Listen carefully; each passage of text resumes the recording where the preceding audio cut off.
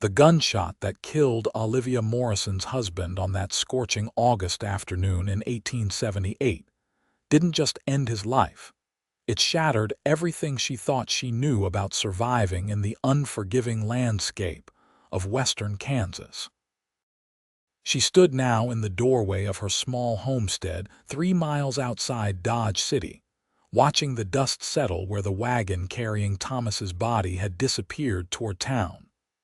Her hands trembled as she gripped the doorframe, the wood rough and splintered beneath her fingers. At 24 years old, she was a widow with nothing but a failing cattle operation, mounting debts, and memories that cut deeper than any Kansas winter wind. The July heat pressed down on her like a physical weight as she finally turned back inside. The house felt hollow without Thomas's heavy footsteps, without his voice calling her name. She sank into the chair by the table, staring at the ledger he had left open. Numbers swam before her eyes, red ink marking their debts like wounds on the page. $300 owed to the bank. Another 100 to the general store. The cattle were thin from the drought, and rustlers had taken nearly a quarter of their herd 2 weeks before Thomas died trying to stop them. A knock at the door startled her from her thoughts. She wiped her eyes quickly, straightening her black dress as she rose. When she opened the door, she found herself looking at a man she had seen around Dodge City but never spoken to. He was tall, with sun-weathered skin and eyes the color of the Kansas sky before a storm. He held his hat in his hands, turning it slowly. "Mrs. Morrison," he said, his voice low and respectful. "My name is Yates Quinn. I own the ranch about 10 miles north of here. I heard about your husband and I wanted to pay my respects." Olivia nodded stiffly, unsure what to say. She had heard of Yates Quinn. Everyone in Ford County knew about his successful cattle operation, how he had built it from nothing over the past 8 years. He was 31, unmarried, and by all accounts a fair man who treated his workers well. "Thank you, Mr. Quinn. That is kind of you." He shifted his weight, looking uncomfortable but determined. "Madam, I also wanted to offer my help. I know your husband was working this land alone, and with the drought and all, well, I imagine things might be difficult." Pride flared hot in Olivia's chest. "We manage just fine, Mr. Quinn. I appreciate your concern, but I do not need charity." Something flickered in his eyes, respect maybe. "It is not charity, madam. It is being neighborly. I lost my own father when I was 16.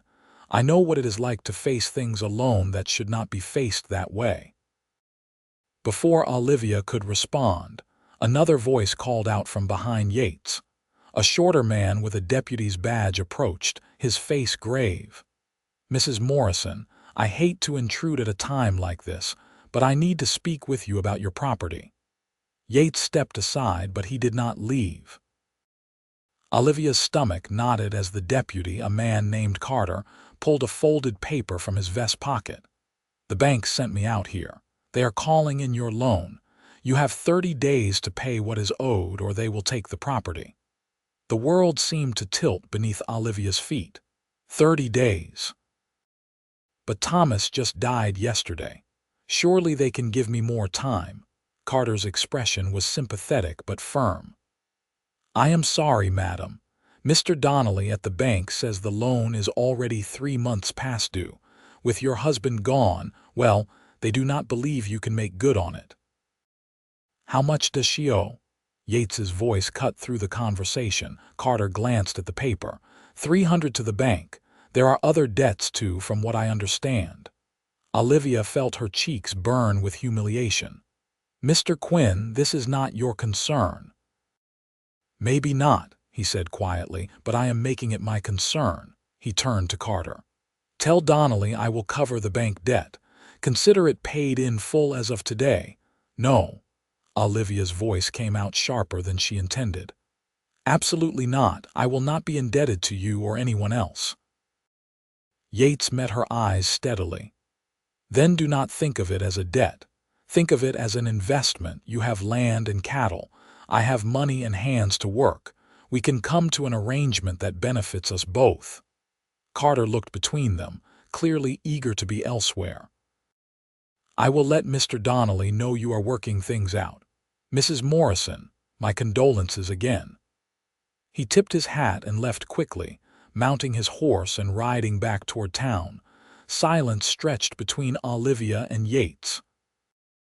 The afternoon sun beat down mercilessly, and Olivia could feel sweat trickling down her spine beneath her heavy morning dress.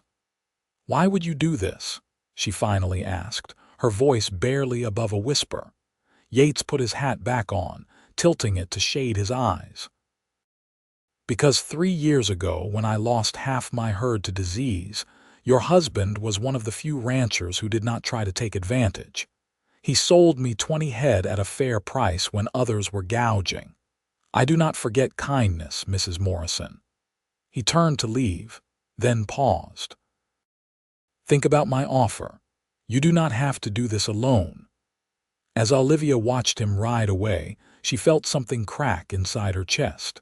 She retreated into the house and finally allowed herself to cry, great shuddering sobs that seemed to tear up from the depths of her soul. When the tears finally stopped, she sat in the gathering darkness, too exhausted to light a lamp. The next morning, Olivia woke to the sound of hammering. She rushed outside to find 3 men working on her fence line, replacing broken posts and restringing wire. Yates sat on his horse a short distance away, surveying the work. When he saw her, he rode over. "What is this?" Olivia demanded, though her voice lacked real heat. "Your north fence was falling down. Figured it needed fixing before any more cattle wandered off." "I did not agree to anything, Mr. Quinn." "I know, but the work needed doing, debt or no debt." He dismounted, standing a respectful distance from her. In the morning light, she noticed things she had missed the day before: the calluses on his hands, the honest directness of his gaze, the way he carried himself with quiet confidence rather than arrogance. "I cannot pay you," she said quietly. "Did not ask you to." "Then what do you want from me?"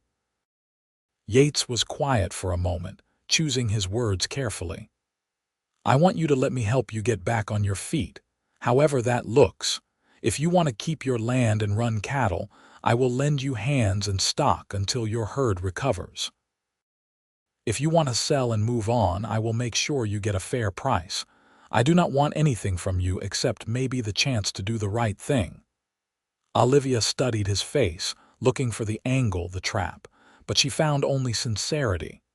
"Why are you really doing this?" "I told you. Your husband helped me when I needed it.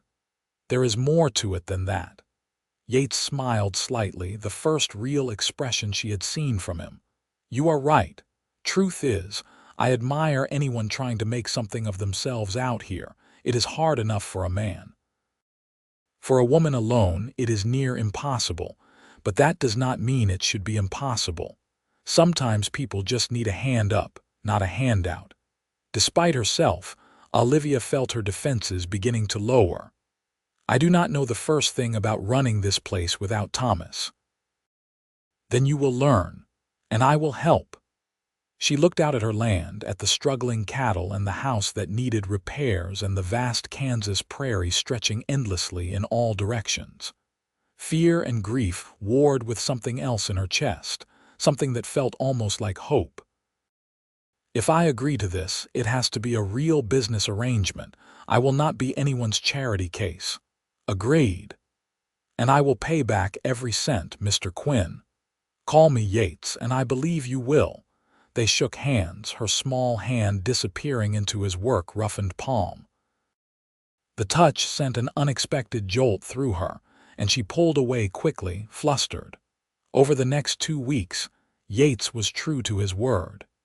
He sent men to repair her fences, to round up her scattered cattle, to fix the leak in her barn roof. He brought over supplies from his own ranch and refused to itemize them for repayment despite her insistence. And nearly every day he came himself, sometimes to oversee the work, sometimes just to check on her. Olivia found herself watching for him, listening for the sound of his horse.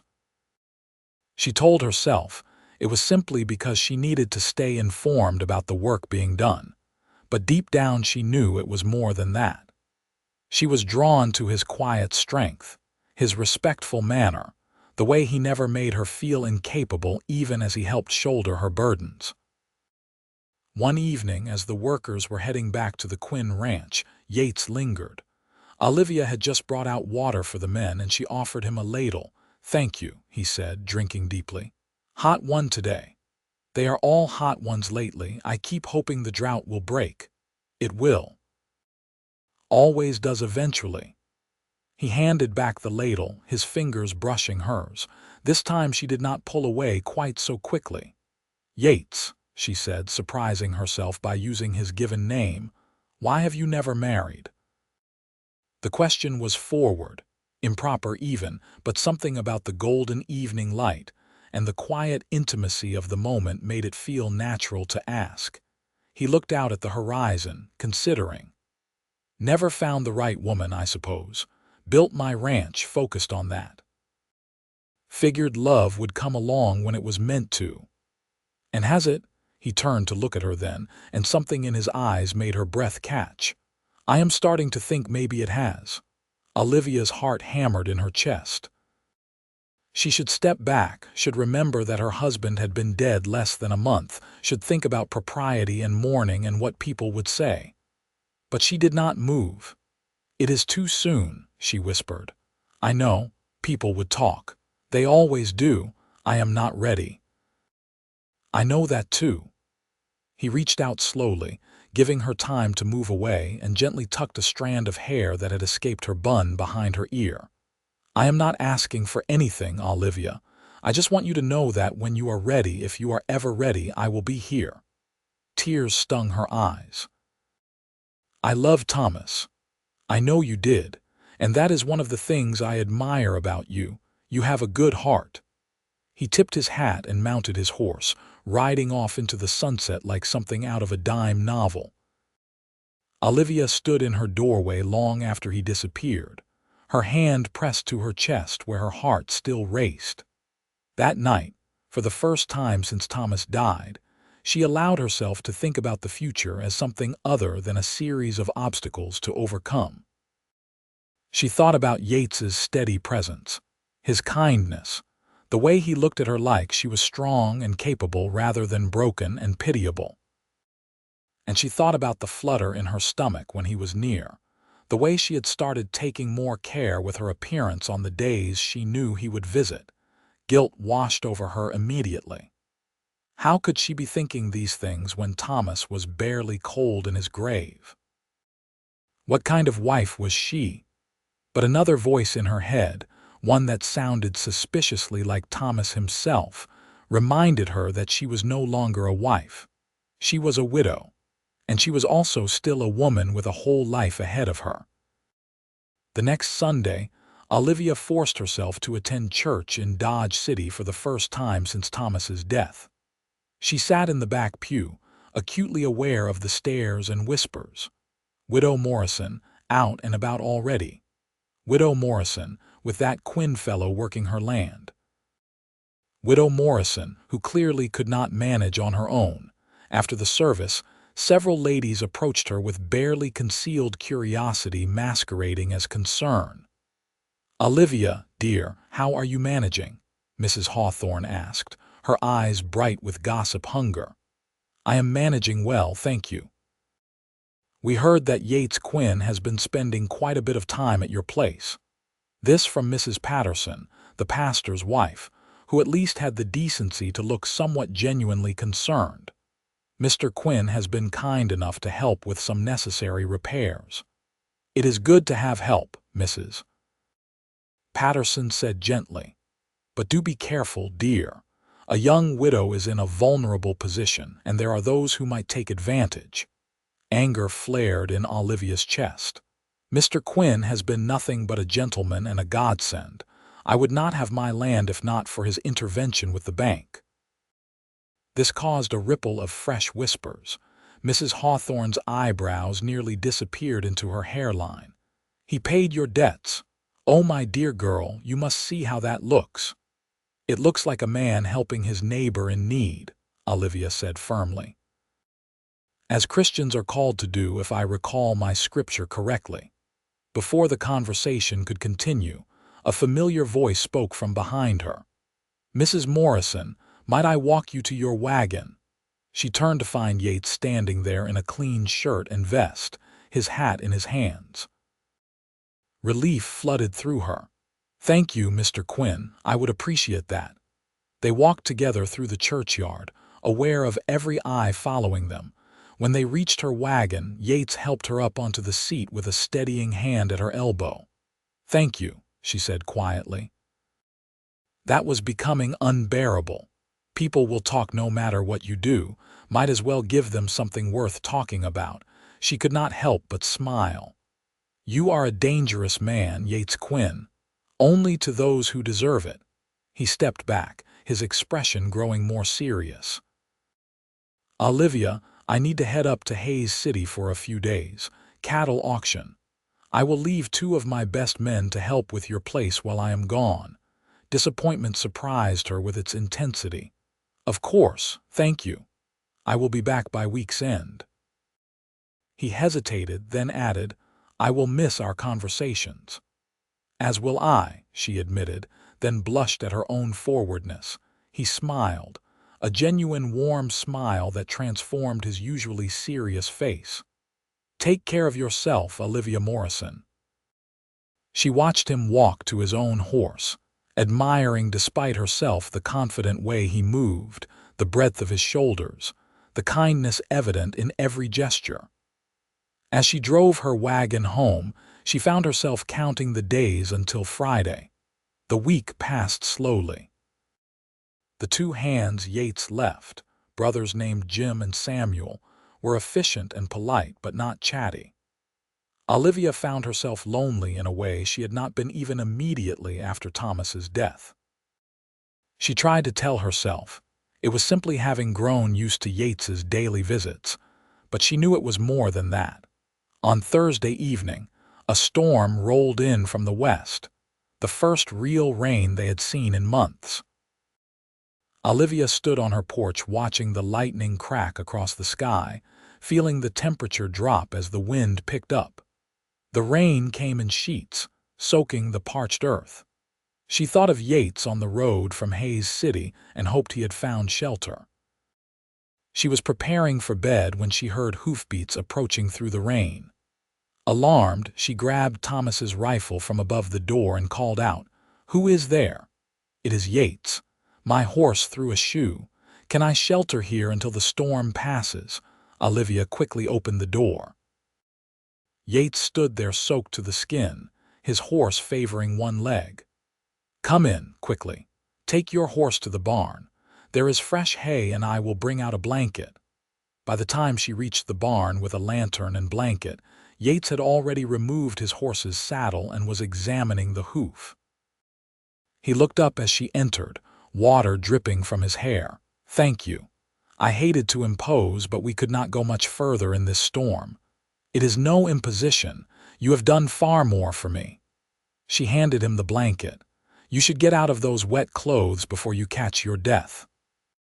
He draped the blanket around his shoulders but made no move to undress while she was there.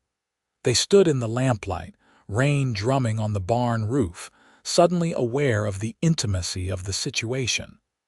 "I should go back to the house," Olivia said, but she did not move.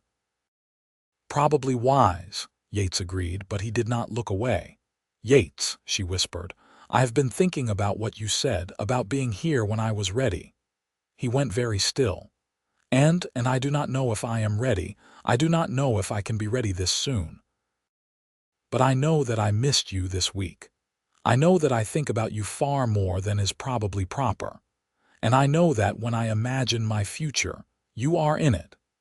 Yates set down the blanket and took a step toward her, moving slowly, giving her every chance to retreat. When he was close enough that she could feel the heat radiating from his body despite his wet clothes, he stopped.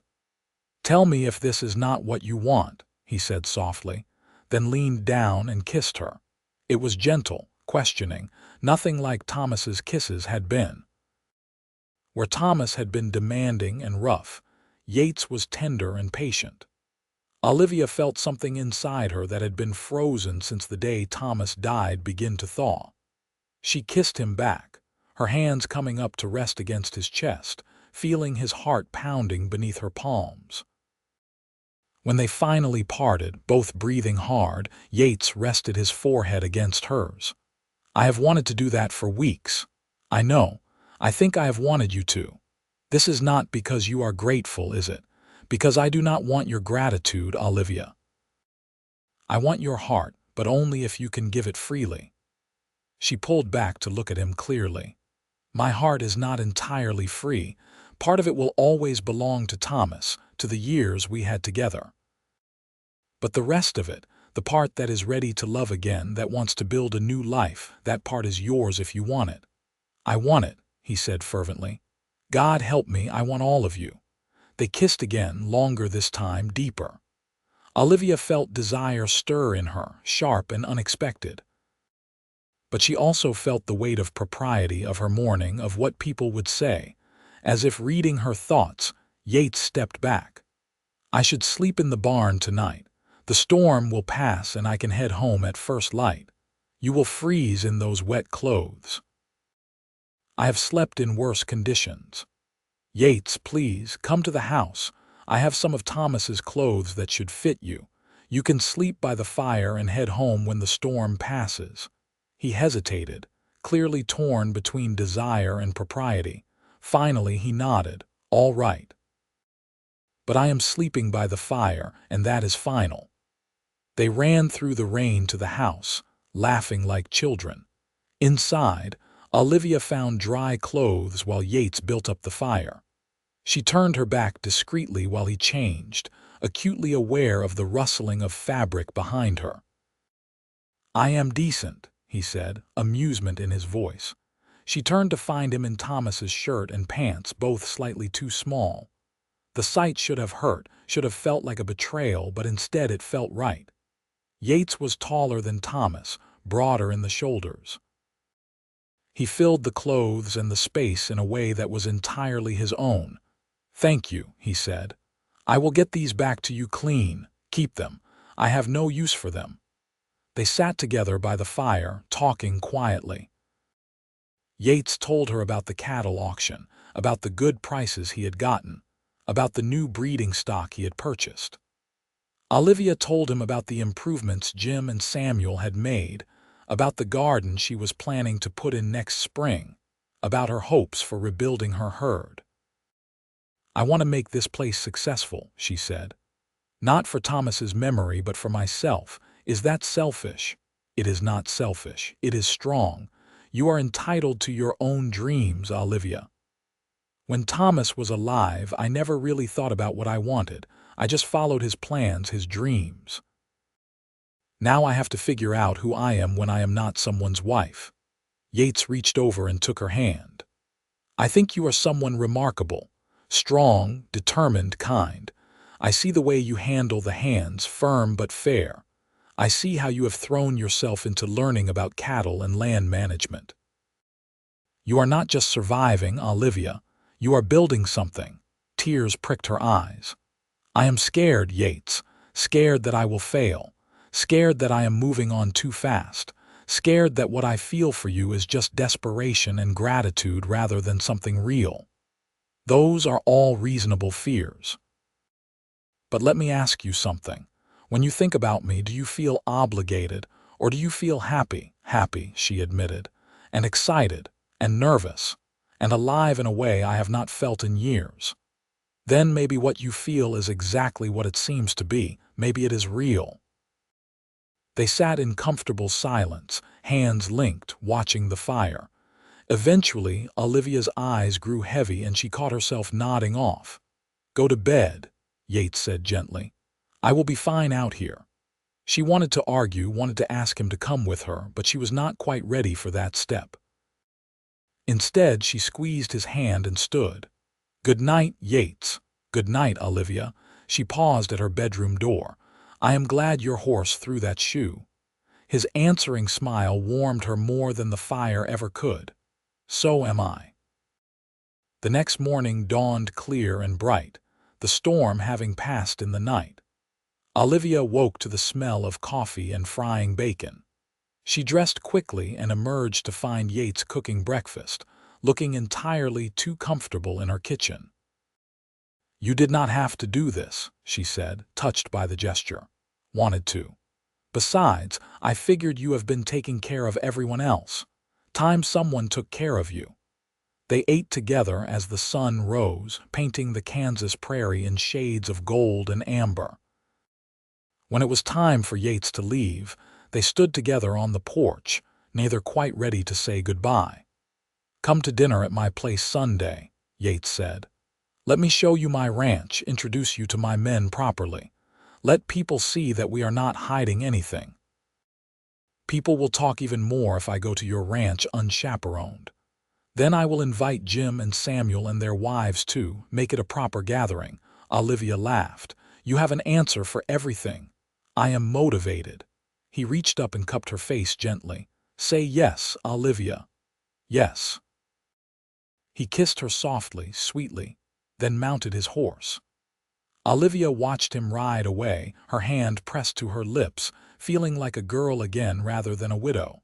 Sunday came bright and clear. Olivia dressed with more care than she had in months, choosing her best dress, a deep blue that brought out her eyes. She pinned her dark hair carefully and even allowed herself a touch of rose water at her wrists and throat. When Yates arrived to escort her to his ranch, his eyes widened appreciatively. "You look beautiful. Thank you.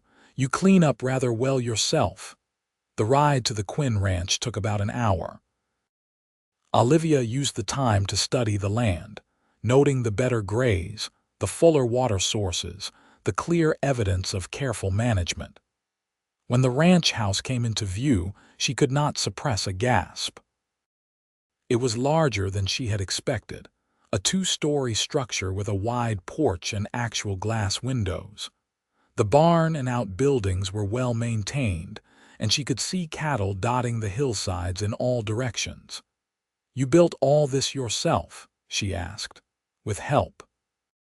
"But yes. Started from nothing 8 years ago with money I had saved working for other ranchers. Bought the land cheap because it had been overgrazed, spent 2 years letting it recover while I worked odd jobs. Built the house with my own hands, board by board." Pride colored his voice, justifiable pride. Several ranch hands appeared to take their horses. Jim and Samuel were already there with their wives, pleasant women who greeted Olivia warmly. To her surprise, there were others there too, couples from neighboring ranches, the pastor and his wife, even a few merchants from Dodge City. "I may have expanded the guest list a bit," Yates admitted. "Figured if we are going to face down gossip, might as well do it head on." Olivia felt a surge of nerves, but also gratitude. He was not hiding her away or treating their relationship as something shameful. He was claiming her publicly, giving people a chance to see them together in a proper setting. The afternoon was lovely. The women gathered on the porch while the men showed off horses and argued good-naturedly about cattle breeds. Olivia found herself relaxing, laughing at stories, sharing her own experiences. Mrs. Patterson, the pastor's wife, pulled her aside at one point. "I wanted to apologize for the other women at church," she said quietly. "They were unkind and I should have spoken up more firmly. Thank you, that means a great deal. Yates is a good man, one of the best I have known. If you have found happiness with him, you should not let anyone make you feel ashamed of that. But it has been less than 2 months since Thomas died." Mrs. Patterson smiled gently. "My dear, there is no timetable for grief or for healing. Some people mourn for years. Others find that moving forward is how they honor the past. Only you can know what is right for your heart." As evening approached, Yates gave Olivia a tour of his ranch. They walked through the barn, where she admired his horses, then up a small hill that overlooked the property. The sun was setting, painting the sky in brilliant oranges and purples. "This is my favorite spot," Yates said. "I come up here when I need to think. It is beautiful. You have built something amazing here. I want to build more." He turned to face her, taking both her hands in his. "I want to expand the herd, improve the breeding stock, maybe even get into horse raising. But more than that, I want someone to share it with. I want a partner, Olivia. Someone who understands this life, who has dreams of their own, who can stand beside me as an equal." Her breath caught. "Yates, what are you saying?" "I am saying that I know it is too soon to ask for your hand properly. I know you need time to grieve, to figure out who you are now. But I also know that I am falling in love with you, and I wanted you to know that. Whenever you are ready, however long it takes, I will be here. And when that day comes, I am going to ask you to marry me." Tears streamed down Olivia's face. "I do not deserve you. You deserve everything good this world has to offer." He wiped her tears gently with his thumbs. "You deserve happiness and security and love. Let me give you those things." "I cannot start over," Olivia cried, the words bursting from her in a rush of fear and grief and longing. "I cannot just forget Thomas and the life we had and start over like none of it mattered." Yates pulled her close, wrapping his arms around her. "You are not starting over," he said firmly. "You are starting new. There is a difference. Starting over means erasing the past, pretending it never happened. Starting new means taking what you have learned, the strength you have gained, and building something different.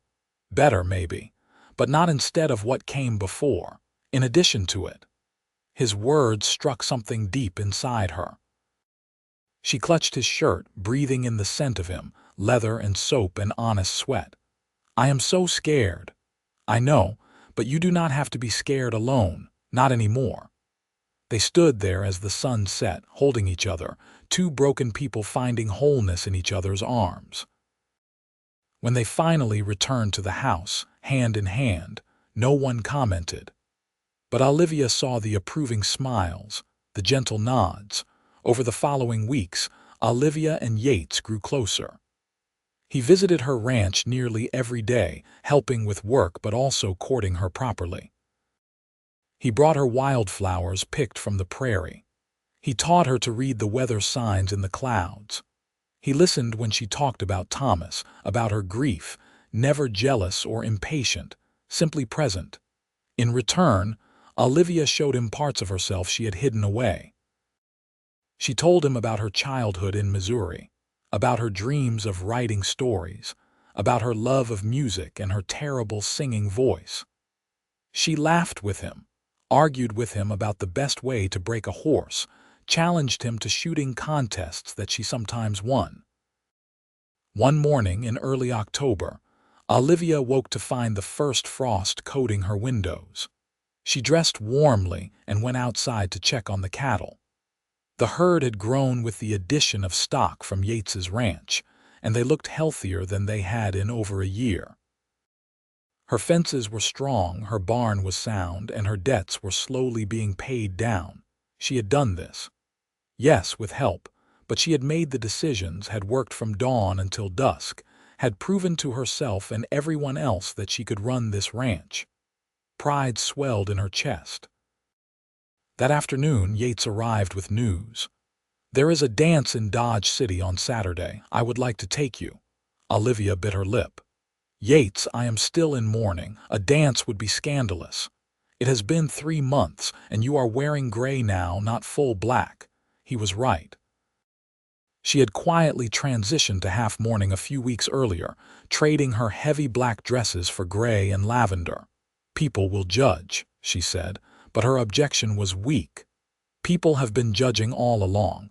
At least this way we will have fun while they do it." He held out his hand.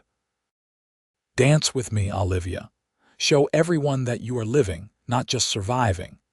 She thought about Mrs. Patterson's words about there being no timetable for grief. She thought about Thomas, who had loved to dance, who would have wanted her to find joy again. And she thought about the woman she was becoming, stronger and braver than she had been before. "All right. Yes, I will go to the dance with you." Yates's smile could have lit up the prairie. He pulled her into his arms and spun her around, making her laugh and protest. When he set her down, they were both breathless, standing close together. "I love you," he said, the words simple and true. "I did not mean to say it yet, but I do. I love you, Olivia Morrison." Her heart felt too big for her chest.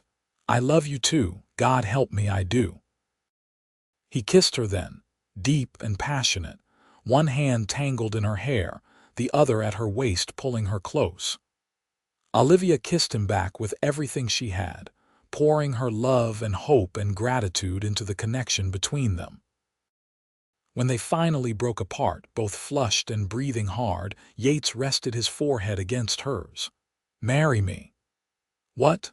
"I know I said I would wait, but I cannot. Marry me, Olivia.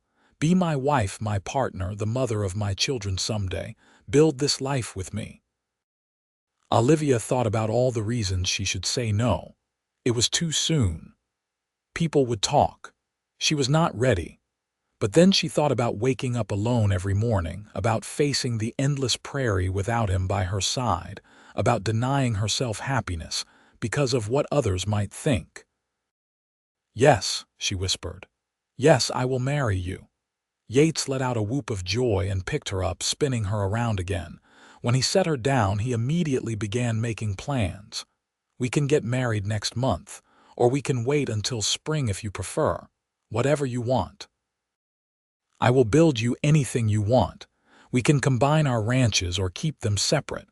We can live at my place or yours or build something new together." Olivia laughed, touching his face to stop the flow of words. "Slow down. We have time to figure all that out. I have waited my whole life for you. I do not want to wait any longer than necessary. 1 month then. We can marry in 1 month. 1 month, he agreed, then kissed her again.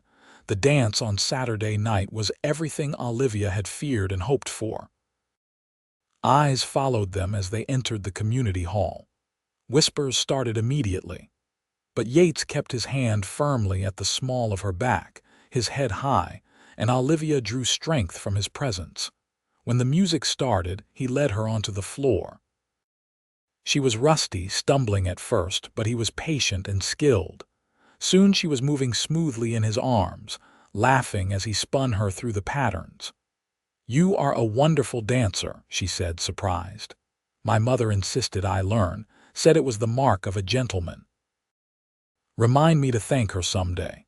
His expression clouded briefly. "She passed when I was 20, but she would have loved you." They danced several dances before Olivia needed a break. As she stood by the refreshment table catching her breath, Mrs. Hawthorne approached. "Well, Mrs. Morrison, I see you have recovered from your grief quite quickly." Before Olivia could respond, Yates appeared at her side. "Mrs. Hawthorne, Olivia and I are engaged to be married. I hope we can count on your presence at the wedding." The older woman's mouth opened and closed like a fish. "Engaged? But her husband has been dead barely 3 months, and she is entitled to find happiness again," Yates said firmly. "As I am sure you would wish for any Christian woman trying to make her way in this difficult world." The rebuke was gentle but clear. Mrs. Hawthorne flushed and excused herself quickly. Several other people had overheard the exchange, and news of the engagement spread through the hall like wildfire. To Olivia's surprise, the reactions were mostly positive. Several ranchers clapped Yates on the back and congratulated him. Women approached Olivia to wish her well, some sincerely, others clearly disappointed to lose such prime gossip fodder. The pastor and his wife were particularly warm in their congratulations. As the evening wore on, Olivia realized that most people were not as judgmental as she had feared. They had their own lives, their own problems.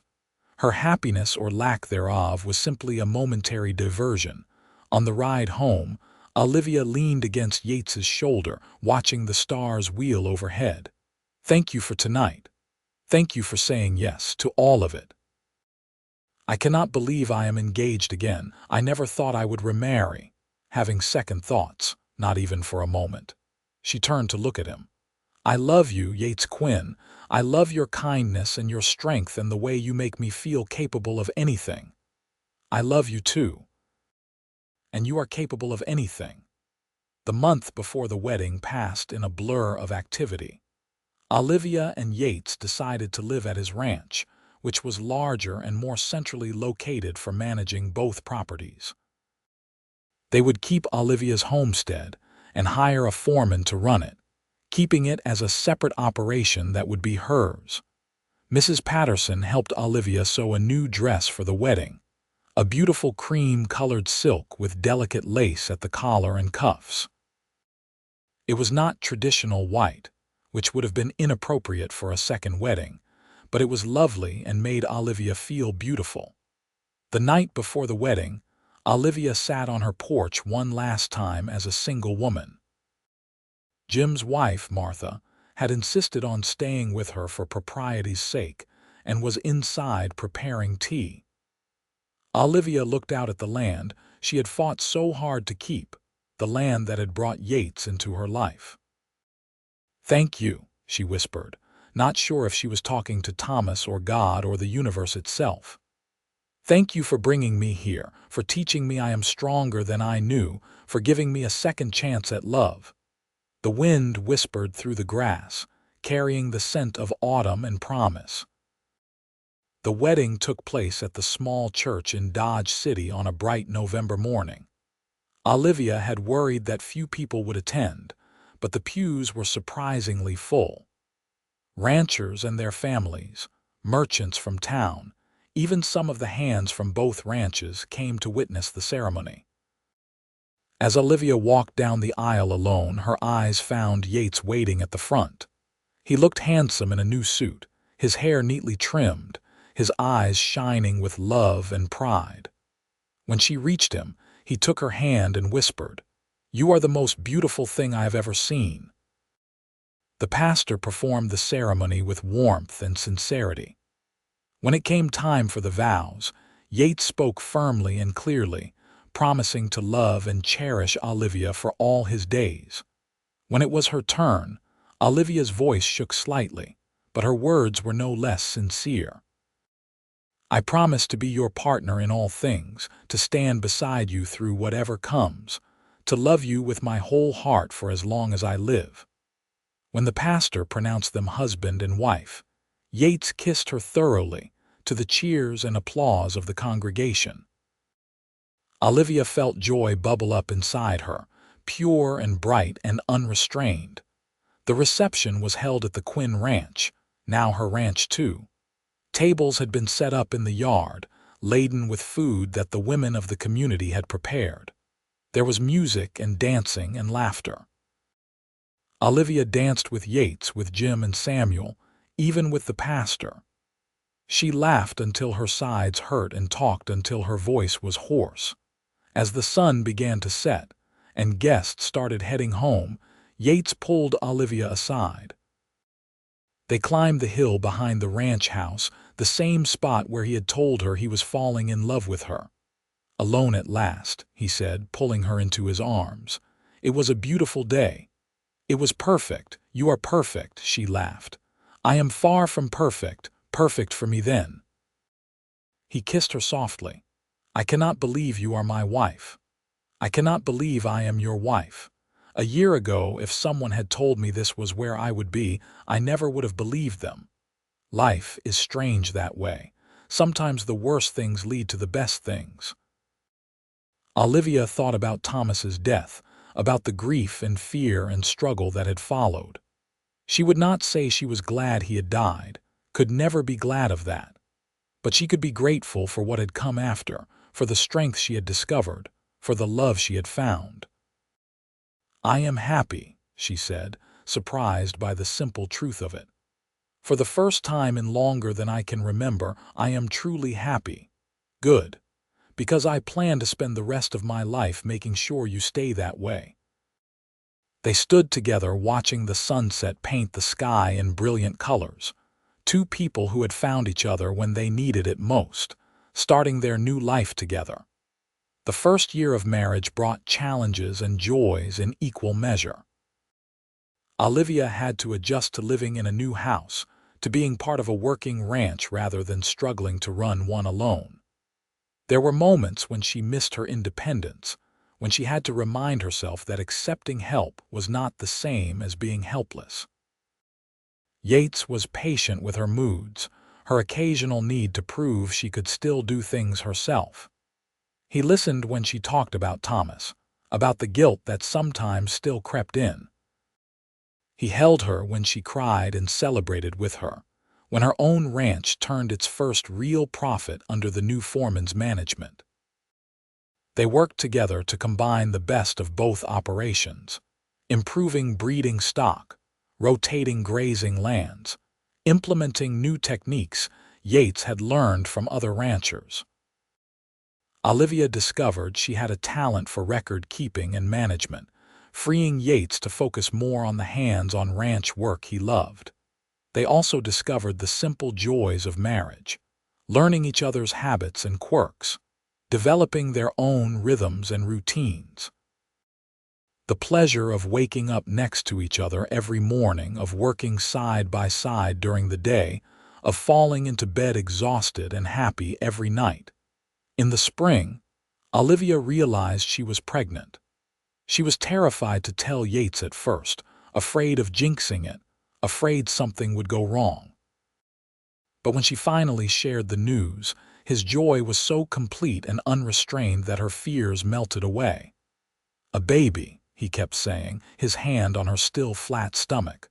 "We are going to have a baby. Are you hoping for a boy or a girl? I do not care. Healthy. That is all I want." The pregnancy progressed smoothly. Olivia continued working as long as she could, though Yates and the ranch hands increasingly conspired to give her only the lightest tasks. She pretended to be annoyed but was secretly touched by their protectiveness. In December, on a snowy evening with the wind howling outside, Olivia went into labor. Martha and Mrs. Patterson attended her while Yates paced the parlor below, driving the hands crazy with his anxiety. After 8 hours of labor, Olivia gave birth to a healthy baby boy. When Yates was finally allowed into the room, he approached the bed with tears streaming down his face. "A son," Olivia said, exhausted but radiant. "We have a son." Yates carefully took the tiny bundle, his large work-roughened hands impossibly gentle. "He is perfect, absolutely perfect." He looked at Olivia with such love and gratitude that fresh tears sprang to her eyes. Thank you for him, for this life." "What should we name him?" Olivia asked. They had discussed names but never settled on one. Now, looking at his tiny scrunched-up face, Yates said, "Thomas. We should name him Thomas after your first husband. He brought us together in a way, it seems right." Olivia's breath caught. "Are you sure? You do not have to do that." "I want to. Thomas Morrison was a good man who helped me when I needed it, and he loved you first. Our son can carry his name with pride."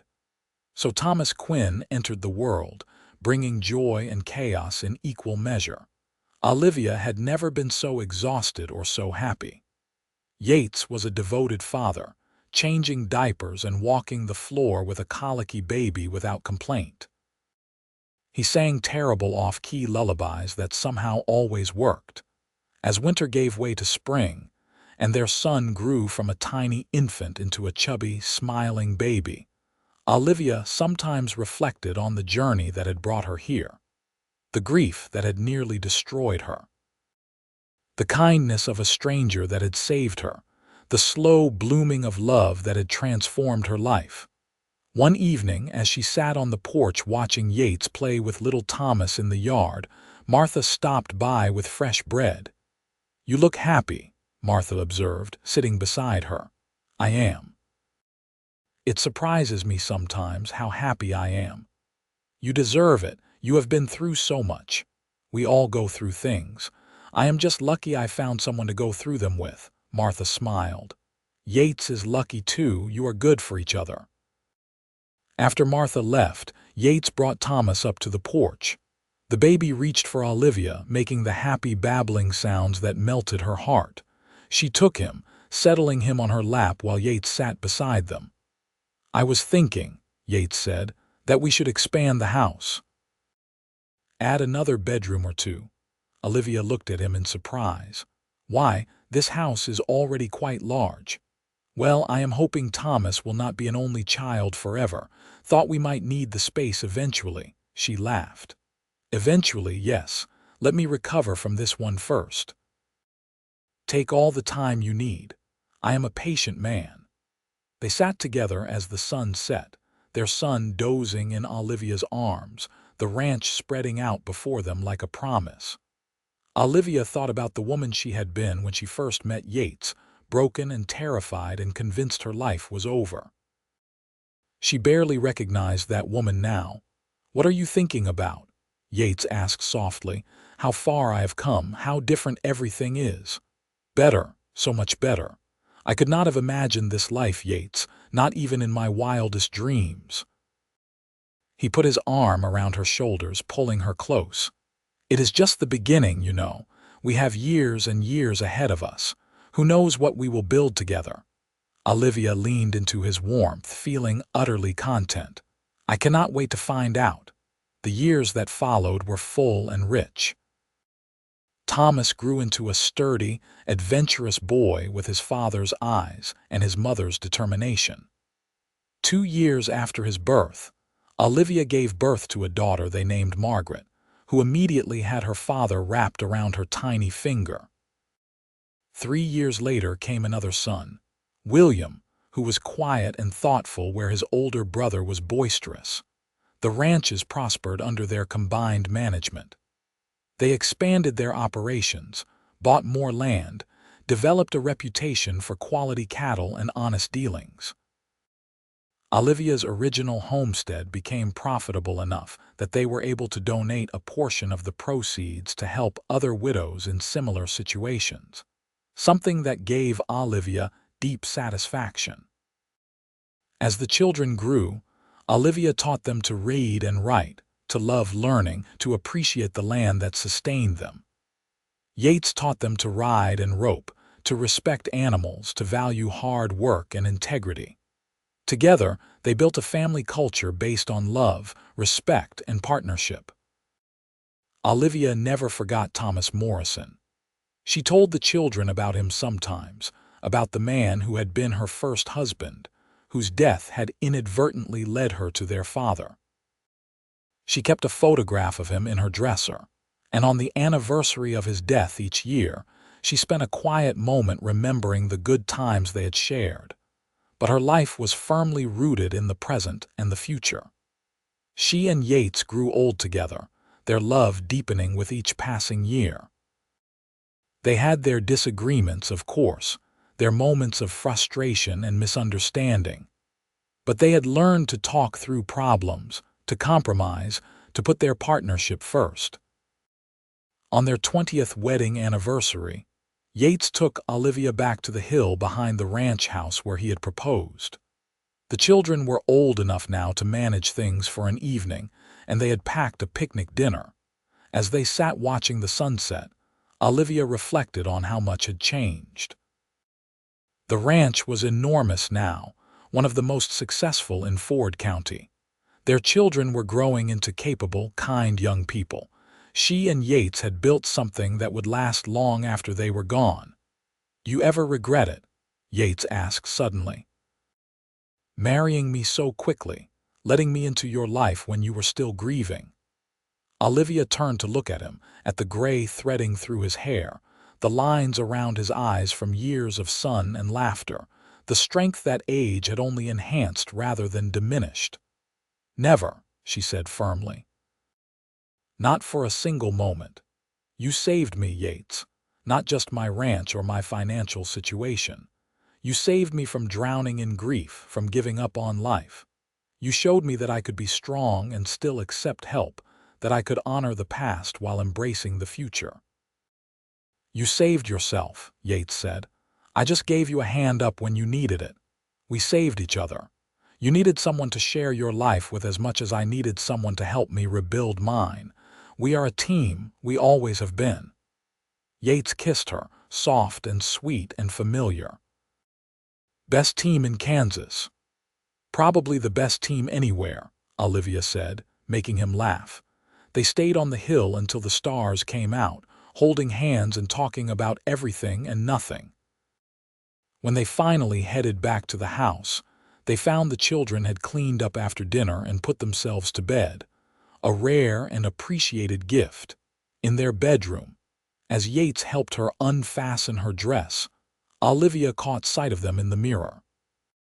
A couple in their 40s, no longer young but not yet old, still strong and capable, still in love. You remember the first time you came to my door, she asked. You were so formal, so proper. I thought you were just another rancher trying to take advantage of a widow. And I thought you were going to shoot me. You had such fire in your eyes, such fierce pride. I still have that pride. I know. It is one of the things I love most about you. He kissed her shoulder. You never let anyone make you feel less than you are. They made love that night with the ease and passion of long familiarity, knowing exactly how to please each other, taking their time. Afterward, wrapped in each other's arms, Olivia felt overwhelmed with gratitude for this life, this love, this man who had seen her at her worst and loved her anyway. As Thomas grew into a young man, he showed a natural talent for ranching and a good head for business. He reminded Olivia so much of Yates that it sometimes made her heart ache. Margaret was more independent, talking about becoming a teacher, about traveling east to get proper education. William was still finding his way, but he had a gift with horses that Yates encouraged. Olivia realized one day that she was a grandmother when Thomas married a sweet girl from Hays City and brought her home to the ranch. A year later, they welcomed a daughter, making Olivia and Yates grandparents at 46 and 53 respectively. Holding her granddaughter for the first time, Olivia was struck by the continuity of it all. She thought about her own mother, long dead now, who had held her the same way. She thought about the generations that would come after, that would work this land and build their own lives and loves. She has your eyes, Yates said, looking over her shoulder at the baby. And Thomas's nose, poor thing. Our Thomas or your Thomas, both, I think. She smiled up at him. Is it strange that I think he would be happy about this? About all of it? Not strange at all. Any man would be happy knowing his widow found love again, built a good life. I hope so. I like to think he is somewhere watching over us, approving. Yates kissed the top of her head. I am sure he is. As the years continued to pass, Olivia and Yates gradually stepped back from the day-to-day running of the ranch, turning more and more over to Thomas and the capable foreman they had hired. Margaret did indeed go east for school, returning with a teaching certificate and progressive ideas about education that she implemented at the local school. William started a successful horse breeding operation on a portion of the ranch land. Olivia filled her time with community work, helping organize events in Dodge City, supporting the library, mentoring young women trying to make their own way. She wrote down her story, not for publication but for her grandchildren, wanting them to understand where they came from, what it took to build what they had. In that manuscript, she was honest about the grief and fear that had nearly consumed her after Thomas Morrison's death. She wrote about the shame of debt, the terror of facing an uncertain future alone. But she also wrote about the kindness that had saved her, about the slow healing of her heart, about finding love when she least expected it. You are not starting over, she wrote, remembering Yates's words from that crucial conversation so long ago. You are starting new, And there is all the difference in the world between those two things. Starting over implies failure, a need to erase what came before. Starting new means taking your scars and your wisdom and your strength and building something beautiful from them. It means honoring the past while embracing the future. It means understanding that you are not defined by your worst moments, but by how you rise from them. One evening, when Olivia was 60 and Yates was 67, they sat on their porch watching their grandchildren play in the yard. There were 5 of them now, ranging from 10 years to 6 months, and the noise and chaos they brought was delightful. "We did good," Yates said, taking her hand. "We did very good. Any regrets?" Olivia thought about it seriously. "I regret that Thomas Morrison died so young. I regret the years of struggle before we met, but I do not regret a single moment since you knocked on my door that August day. Every joy, every challenge, every moment with you has been a gift.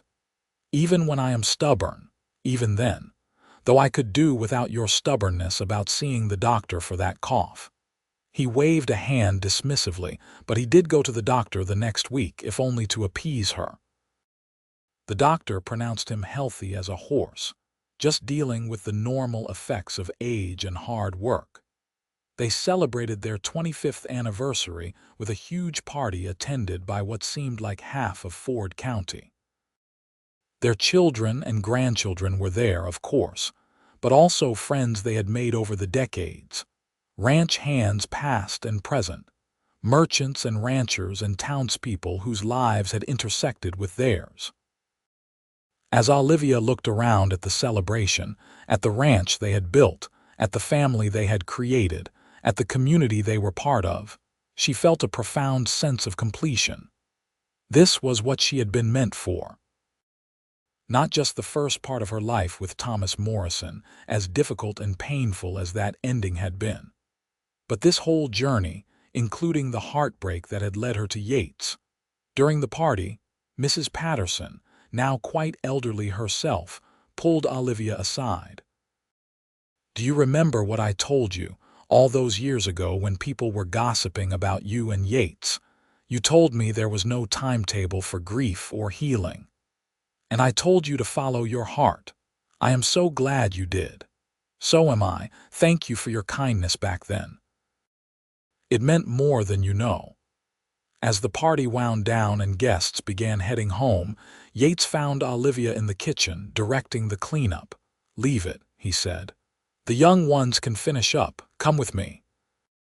He led her out to their hill once more, the spot that had become sacred to them over the years. The sun was setting, as it had been on so many important moments in their life together. 25 years, Yates said, pulling her close. "Best 25 years of my life. Mine too." "Here is to 25 more," Olivia laughed. "We will be in our 80s. So, I plan to love you until my very last breath and maybe beyond." She kissed him, pouring all her love and gratitude and joy into it. When they finally pulled apart, both breathing hard despite their age, Olivia rested her head on his chest, listening to the steady beat of his heart. "Thank you," she whispered. "For what?" "For seeing me when I was invisible. For believing in me when I did not believe in myself. For showing me that endings can also be beginnings. Thank you for letting me. For taking a chance on a rancher who fell in love with a widow and had the audacity to offer her a new start." They stood together as the sun disappeared below the horizon, painting the sky in brilliant reds and golds. The wind carried the scent of cattle and grass and home.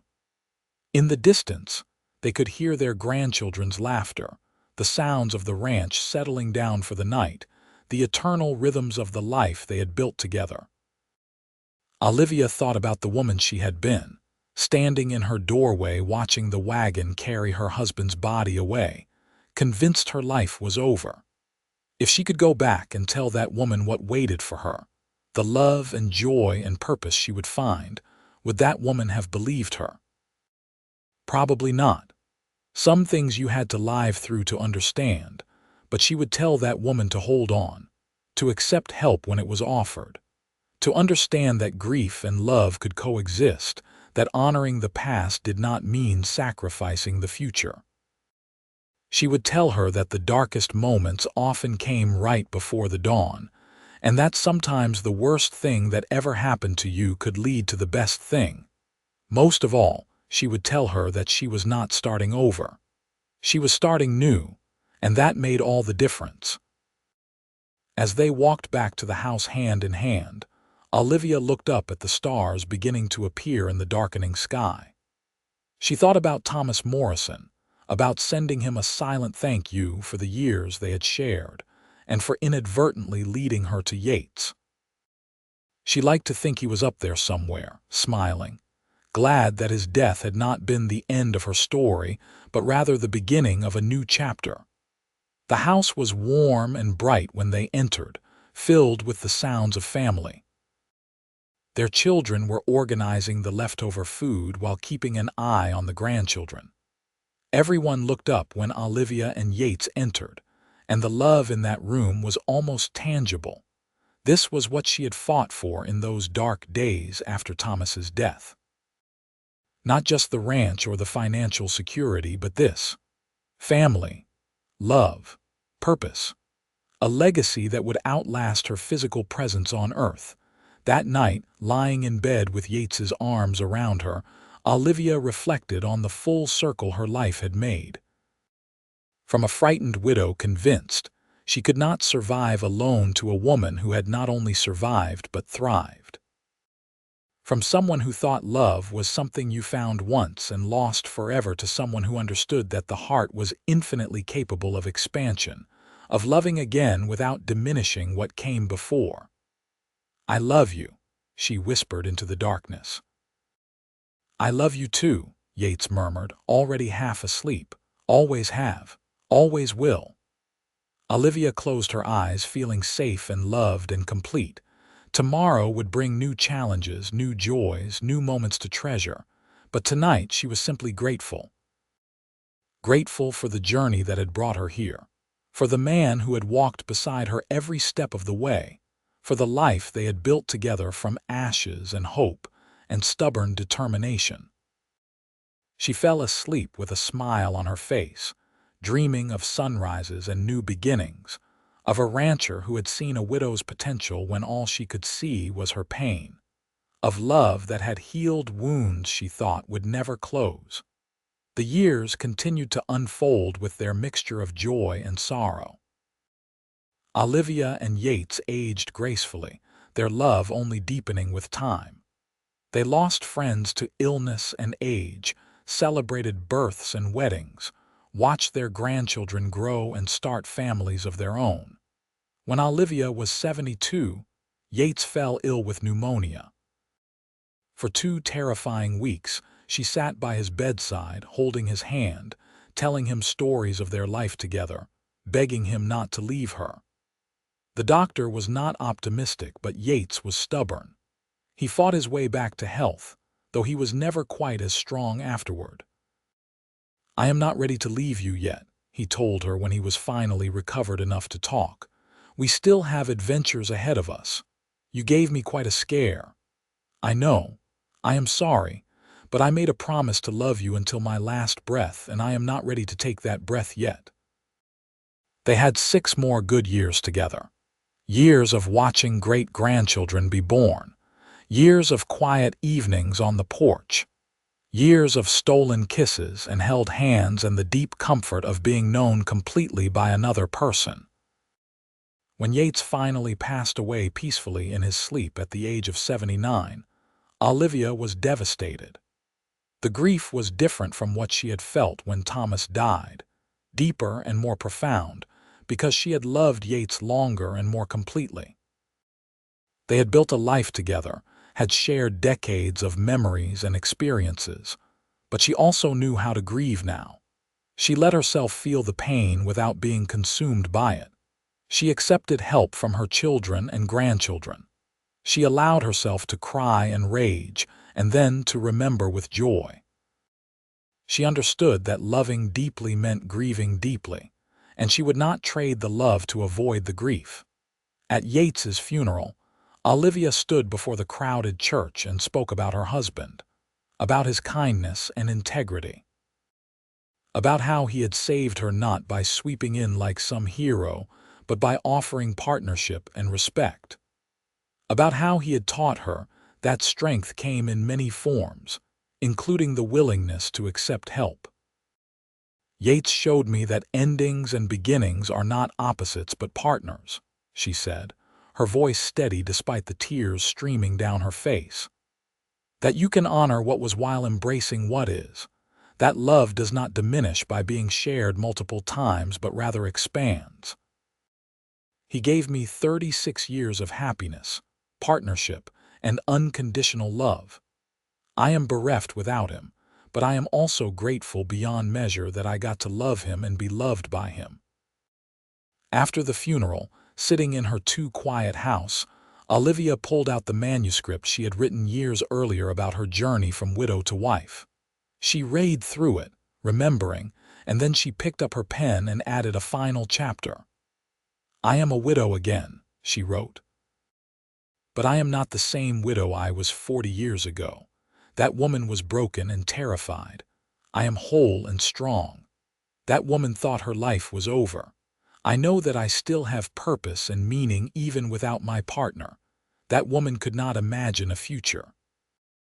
I can imagine many futures, though they will all be colored by Yates's absence. But here is what I want young widows to know, women who find themselves where I once was. The grief is real and terrible and should not be rushed, but it will not destroy you unless you let it. You are stronger than you know, and while the person you lost is irreplaceable, love itself is not a finite resource. You can love again without betraying the memory of who you lost. You can build a new life without erasing the old one. You are not starting over. You are starting new. Remember that. Treasure it. Live it." Olivia lived another 8 years after Yates's death. She spent them surrounded by family, watching her grandchildren and great-grandchildren grow, staying active in the community, tending the garden Yates had helped her plant. She missed him every day, but she also felt his presence in everything around her, in the ranch they had built, in the children they had raised, in the love that continued to ripple outward through generations.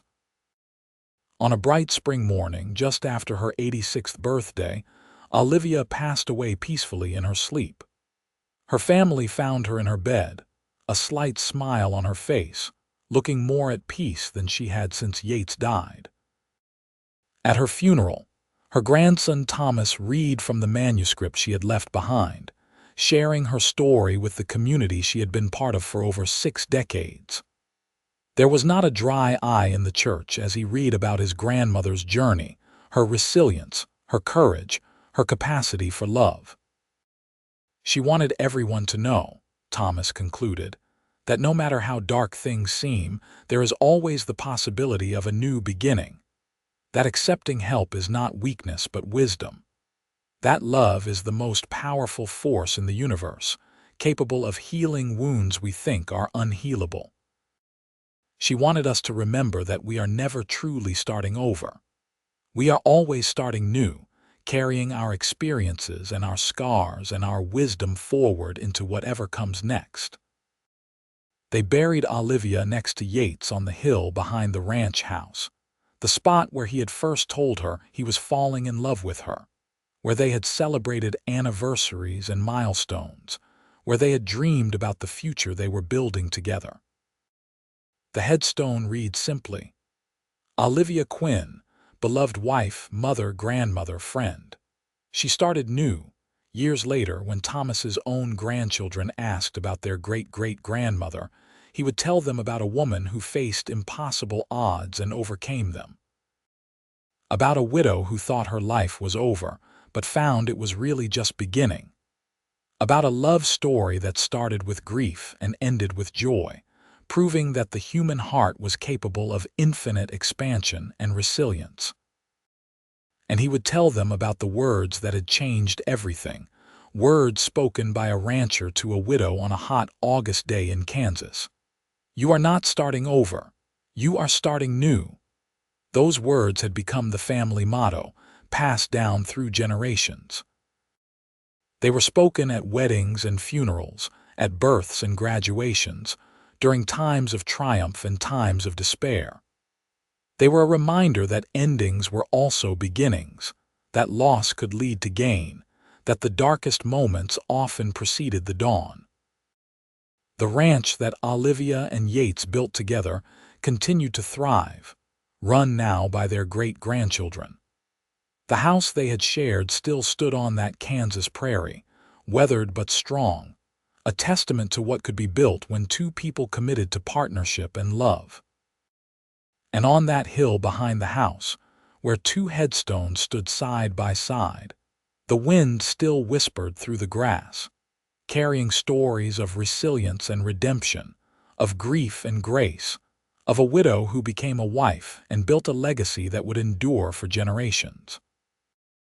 In the end, Olivia Morrison Quinn's life was a testament to the power of new beginnings. She had faced the worst and found the best. She had grieved deeply and loved completely. She had taken the shattered pieces of her first life and built something beautiful from them, not by forgetting or replacing what came before, but by integrating it into something new and stronger. Her story became legend in Ford County, told and retold, embellished and remembered. But at its core, it remained simple and true. A woman who thought she could not start over discovered she did not have to. She just had to start new.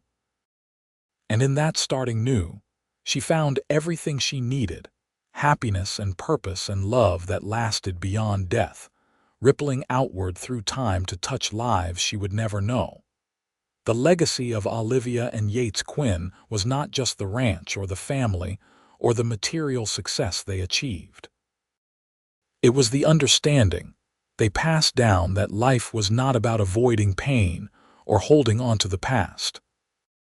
It was about moving forward with courage and grace, about accepting help when needed and offering it when able, about understanding that love was not a zero-sum game but an ever-expanding resource. And so their story ended where it began, on a Kansas prairie under an endless sky, with the wind carrying whispers of hope to all who needed to hear them. The message was simple but profound. No matter how dark the night, morning always comes. No matter how deep the grief, joy can bloom again. No matter how final the ending seems, new beginnings are always possible. You are not starting over. You are starting new, and that makes all the difference in the world.